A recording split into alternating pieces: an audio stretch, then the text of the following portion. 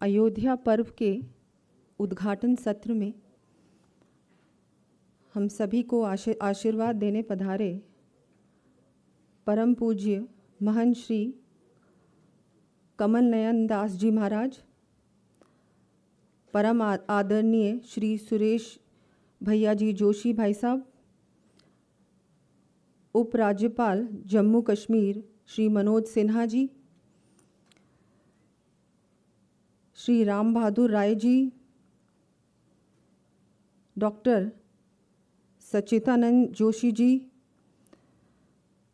हमारे पूर्व मंत्री एवं राज्यसभा सांसद श्री अशोक वाजपेयी जी, पूर्व सांसद श्री लल्लू सिंह जी, सबसे पहले और यहाँ विराजमान सभी हमारे वरिष्ठ जन, सभी अतिथिगण, मीडिया के बंधुओं, अयोध्या पर्व के इस कार्यक्रम में उद्घाटन समारोह में उपस्थित होना मेरे लिए सौभाग्य की बात है और मैं आप सबका बहुत बहुत आभार व्यक्त करती हूँ कि मुझे आप लोगों के यहाँ बहुत कुछ मैंने देखा, प्रदर्शनी देखी, आप लोगों के बीच आने का अवसर मिला, उसके लिए मैं सभी का आभार व्यक्त करती हूँ।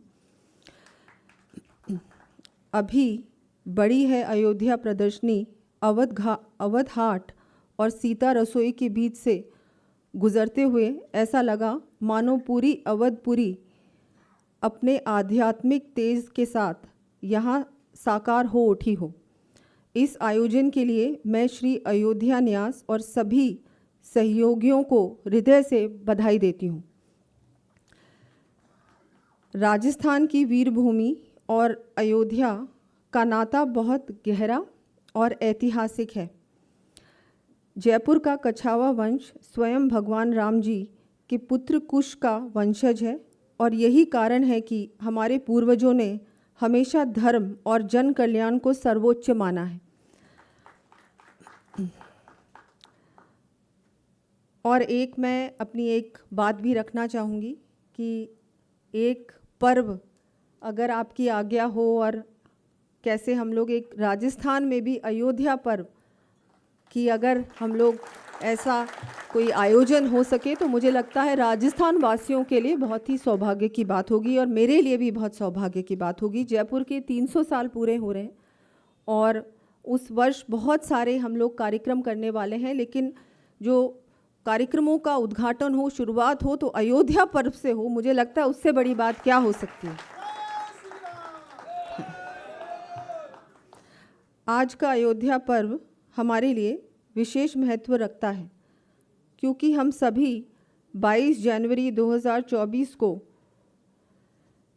उस ऐतिहासिक पल के साक्षी हैं जब आदरणीय प्रधानमंत्री श्री नरेंद्र मोदी जी द्वारा रामलला की प्राण प्रतिष्ठा की गई थी और 25 नवंबर 2025 को विवाह पंचमी पर मंदिर के शिखर पर धर्म ध्वज फहराया गया था, जो कि भारत की सांस्कृतिक चेतना और पुनर्जागरण का प्रतीक बन गया है।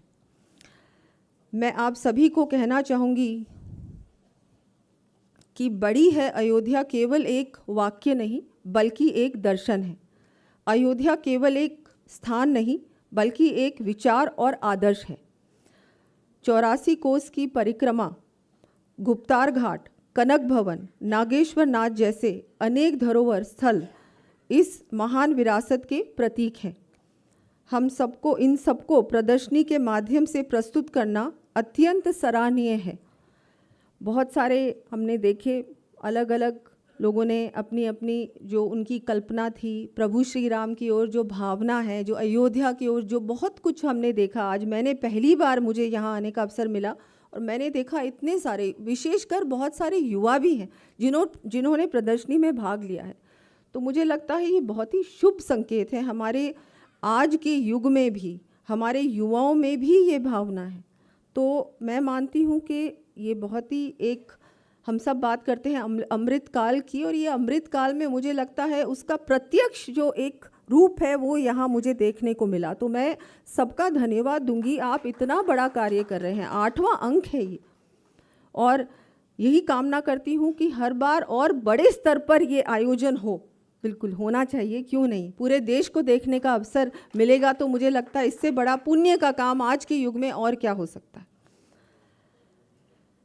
ये अयोध्या पर्व हमारी अवधि संस्कृति, लोक नृत्य, शास्त्रीय संगीत और कुटीर उद्योगों को भी सशक्त मंच दे रहा है।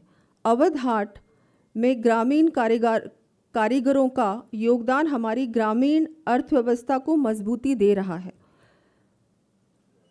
संस्कृति हमारी पहचान, विकास हमारी उड़ान के साथ हम आगे बढ़ रहे हैं। आज पर्यटन केवल घूमने का साधन नहीं बल्कि रोजगार और विकास का माध्यम बन गया है। पर्यटन आज केवल उद्योग ही नहीं है बल्कि समाज के अंतिम व्यक्ति तक अवसर पहुंचाने का भी माध्यम बन चुका है। यही आधुनिक राम राज्य की सच्ची भावना है। हम सभी की जिम्मेदारी है कि हम प्रधानमंत्री जी के विकसित भारत 2047 के संकल्प को साकार करें और मैं युवाओं को विशेष आग्रह करूंगी कि वे भगवान राम के आदर्शों को अपने जीवन में अपनाएं और राष्ट्र निर्माण में अपना योगदान दें। इसी के साथ मैं आप सभी का बहुत बहुत आभार व्यक्त करती हूँ। धन्यवाद, आभार। जय हिंद, जय भारत, जय जय श्री राम।